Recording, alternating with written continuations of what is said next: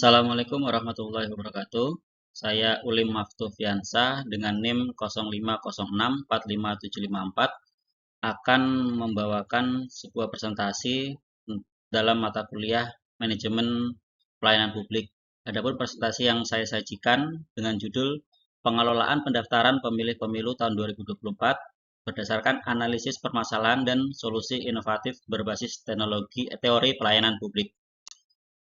Untuk identifikasi permasalahan utama ada 4, yaitu yang pertama adalah ketidaksinkronan data, di mana ketidaksesuaian data antara Dukcapil dan KPU menyebabkan isu pemilih ganda, data pemilih meninggal yang masih aktif, dan warga yang belum terdaftar dalam DPT.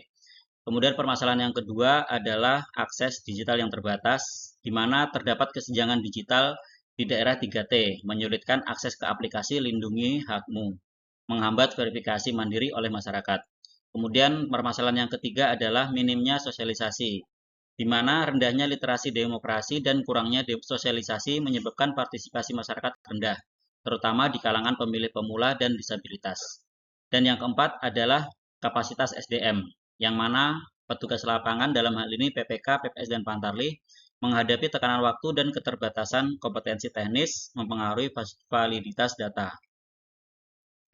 Kemudian dalam penyusunan presentasi ini, metodologi dan teknik pengumpulan data yang dipakai adalah pendekatan kualitatif deskriptif, di mana yang pertama kami melakukan studi kepustakaan melalui buku, artikel jurnal, teori pelayanan publik, dan penelitian terdahulu yang relevan dengan manajemen pelayanan publik, serta administrasi kepemiluan.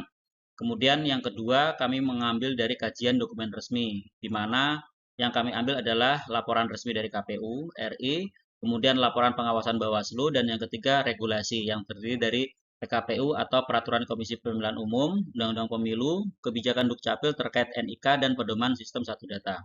Kemudian yang ketiga adalah analisis isu kebijakan, di mana ini dilakukan terhadap kesenjangan antara kebijakan ideal dengan implementasi lapangan menggunakan perspektif teori New Public Service dan Street Level Bureaus.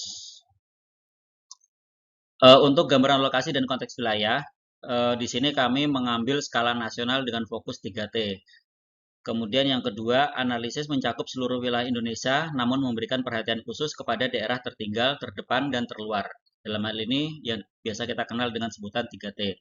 Kemudian yang ketiga, tantangan geografis kepulauan Indonesia mencakup menciptakan hambatan logistik dan infrastruktur digital yang signifikan. Di wilayah ini, ketergantungan pada sistem online seringkali tidak efektif tanpa dukungan layanan offline yang kuat. Kemudian yang terakhir adalah kesenjangan infrastruktur antar pulau menjadi variabel kunci dalam ketidakakuratan DPT. Lalu landasan teori utama di sini kami memakai dua, yaitu pertama New Public Service atau NPS, di mana pemerintah harus melayani bukan mengendalikan. Pelayanan publik harus inklusif, responsif, dan memberdayakan warga. Fokus pada kolaborasi dan partisipasi masyarakat sebagai kunci demokrasi. Kemudian teori yang kedua kami memakai street level bureaucracy, di mana petugas lapangan dalam hal ini Pantarlih atau PPS adalah wajah demokrasi yang berinteraksi langsung dengan warga. Kinerja mereka krusial namun sering terkendala sumber daya dan diskresi. Kemudian apa solusi yang kami tawarkan? Solusi yang kami tawarkan yang pertama adalah platform integrasi dan validasi data, di mana di sini akan dibangun sistem teknologi nasional yang mengintegrasikan data lintas instansi secara real time, di mana data yang terintegrasi adalah sinkronisasi Dukcapil, KPU, dan BPS. Kemudian yang kedua algoritma matching yang akan melakukan deteksi otomatis anomali data, termasuk data ganda dan data yang invalid. Kemudian yang proses yang ketiga yaitu audit trail untuk mencegah manipulasi data manual, dan yang terakhir adalah portal publik, di mana memberikan hak koreksi langsung kepada warga.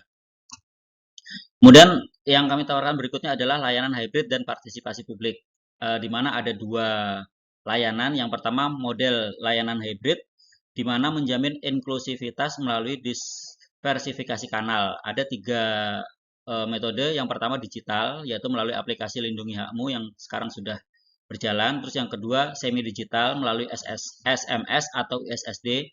Untuk yang metode kedua ini diperuntukkan kepada area yang susah internet atau tanpa internet, Dan yang ketiga offline, di mana dibuatkannya kios pelayanan desa dan unit verifikasi mobile.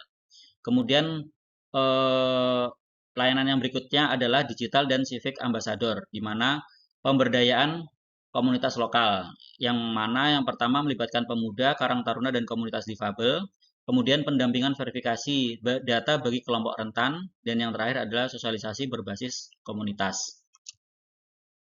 Untuk solusi yang ketiga adalah penguatan kapasitas SDM di lapangan, dan ini dilakukan dengan cara reformasi birokrasi tingkat ad hoc, meningkatkan kompetensi dan integritas petugas PPK, PPS, dan Pantarlih dengan cara yang pertama pelatihan e-coklit, yaitu penguasaan teknis aplikasi verifikasi lapangan, dan yang kedua modul etika pelayanan, di mana fokus pada pelayanan yang ramah dan netral, dan yang ketiga coaching klinik, yaitu pendampingan berkelanjutan untuk pemecahan masalah, dan yang terakhir adalah insentif kerja, di mana akan diberikan reward berbasis kualitas verifikasi data.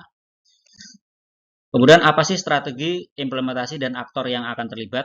Yang pertama untuk aktor yaitu KPU, dalam hal ini KPU pusat dan daerah, di mana peran strategisnya adalah sebagai leading institution, pemilik sistem kebijakan, dan koordinator utama. Kemudian aktor yang kedua adalah Dukcapil Kemendagri, perannya adalah penyedia basis data kependudukan DP4 dan interoperabilitas. Yang ketiga adalah Bawaslu, di mana di sini sebagai pengawas independen, auditor data, dan penjamin transparansi.